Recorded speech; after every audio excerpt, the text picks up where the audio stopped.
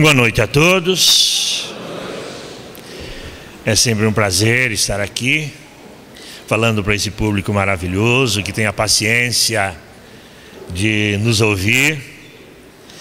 Depois de um ambiente ser preparado maravilhosamente, pelos companheiros Valdir e Maria, que sempre abrilhantam e fazem com que a gente se sinta maravilhosamente bem para iniciar o trabalho. Queria uma harmonia realmente que todos nós podemos sentir, não é? Maravilhosa. O Livro dos Espíritos, eu sei que a maioria das pessoas que aqui já conhece, mas alguns certamente estão chegando agora e até perguntam, como eu perguntava no início, por que Livro dos Espíritos? Não tem nenhum espírito que seja dono, a não ser espírito encarnado. É que na realidade foi ditado pelo Espírito da Verdade, pela sua falange, através de médiuns que trabalharam junto com Kardec para elaborá-lo. E em 1019 questões, o Livro dos Espíritos traz todo o arcabouço da nossa doutrina.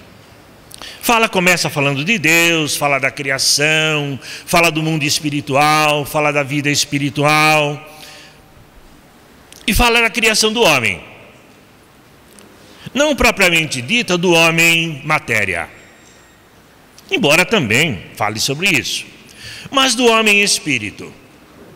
É importante nós salientarmos isso, o homem espírito, o espírito, porque na realidade, enquanto espírito, somos muito anteriores aos primeiros homens que habitaram a terra. E ele fala da criação do espírito. Na questão 115, ele diz que fomos criados simples e ignorantes para nos tornarmos perfeitos. O que significa simples e ignorantes? Desprovidos de qualquer valor intelectual e moral. Se precisarmos de uma comparação, diríamos que um CD virgem, apto a receber informações as mais variadas, mas em princípio totalmente desprovido de qualquer informação. Assim fomos nós quando da criação. Éramos simples e ignorantes quanto ao conhecimento, não tínhamos nenhum. Éramos simples, tínhamos uma vida simples enquanto encarnados. Não tínhamos nenhum conceito de moral, não tínhamos qualquer valor, em princípio nem mesmo os valores familiares. Contam-nos os estudiosos que buscam nos fósseis, que mesmo antes das cavernas, que já era um estágio um pouquinho avançado do espírito humano, pois a caverna já abrigava uma família rudimentar, mas antes disso o homem já vagava pelos campos, quase como animais, sem ter onde dormir, sem ter onde ficar. Evoluímos aos poucos, crescemos aos poucos, num processo muito bem elaborado por Deus, porque Ele não nos criou simples e ignorantes para ficarmos assim. Como diz o Livro dos Espíritos, fomos criados simples e ignorantes para nos tornarmos perfeitos. E sempre que nós, mesmo nós que somos imperfeitos ainda, planejamos fazer alguma coisa, nós elaboramos um projeto. Vai desde o início até aquilo que nós almejamos ser. E com Deus não seria diferente. Ele tinha um projeto para nós, um plano que se desenvolveu ao longo do tempo em 2 planos de existência. No plano espiritual, onde nós recebemos também muitos conhecimentos, especialmente teóricos, onde aprendemos a nos relacionar, os valores da moral, os valores da vida, os conceitos de Deus, da espiritualidade. E no plano encarnado, onde nós colocamos em prática, onde nós nos exercitamos e também aprendemos, mas basicamente exercitamos aquilo que nós já conhecemos. Ou seja, em 2 planos de existência, nós aprendemos sempre e crescemos. Muito devagarinho. Eu já li em alguns lugares que as pessoas falam: não, esse espírito tem 2000 anos, aquele tem 3000 anos, esse nasceu ontem. O Espiritismo diz que não. O Espiritismo informa que todos nós temos muitos milênios de existência. Não existe nenhum espírito aqui que tenha 2000 anos. Nós evoluímos devagarinho. É uma marcha lenta e segura, incorporando em cada encarnação valores novos, que faz com que sejamos melhores na encarnação seguinte. Melhores quanto? Um pouquinho melhores. Às vezes imperceptivelmente melhores. Às vezes melhores em apenas um dos aspectos da vida. Somos um pouquinho mais inteligentes, mas não evoluímos nada quanto à moralidade. Ou evoluímos bastante, ou um pouquinho quanto à moralidade, mas não temos ainda conhecimento.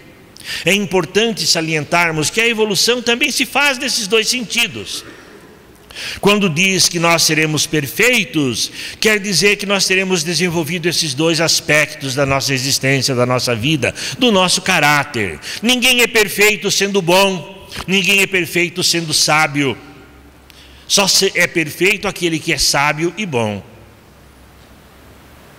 Existe até uma exemplificação de que nós evoluímos em duas asas: a asa do intelecto e a asa da moralidade. Se evoluirmos só em uma, nós voamos como um papagaio com a asa cortada, né? Em círculo, e acabamos esborrachando no chão.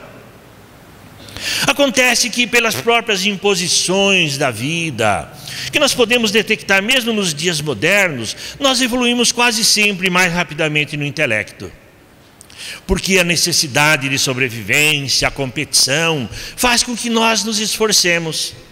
E hoje em dia nós vemos que a maioria dos pais, quando nasce o filhinho, ele já planeja a vida desse filho em termos de primeiro grau, segundo grau, faculdade, até o curso que ele vai fazer. Não sabe nem se ele vai querer fazer, mas o pai planeja. E na medida do possível faz até uma poupança para sustentar esse ideal. Mas poucos pais se lembram ou se preocupam em dar uma sustentação moral e religiosa para os seus filhos. Como consequência disso, nós sabemos que o desenvolvimento do intelecto sem a moralidade faz com que a gente muitas vezes se desvie do caminho.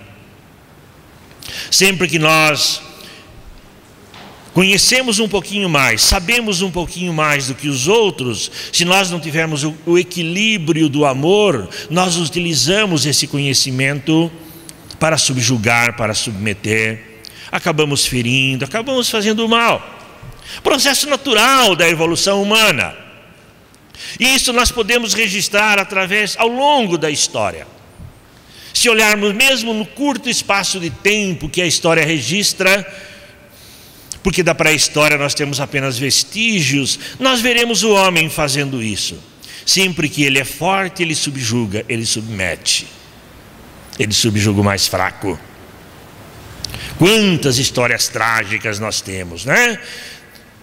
Só para iniciarmos bem próximo de nós, há 2000 anos, nós vemos as injustiças que nós fizemos com Jesus. Eu gosto até de falar que muitas vezes, quando nós vemos esses filmes que nas épocas próprias apresentam a respeito da crucificação de Jesus, não há quem não pense: puxa, como puderam fazer aquilo? E vem à mente da gente, né? Como nós pudemos fazer aquilo? É por isso que Jesus disse: Pai, perdoa-lhes, eles não sabem o que fazem, mas vão aprender. Porque na realidade, se não estávamos lá, estávamos em algum lugar com o mesmo pensamento, com os mesmos princípios, no mesmo grau de evolução. Então nós fizemos o mal. E eu nem vejo isso, e não gosto de tomar isso como um aspecto negativo. Se eu pego um livro para ler, e lá no começo já começa o autor falando: porque somos maus, porque o homem não presta, porque o homem é perverso, eu fecho o livro e não leio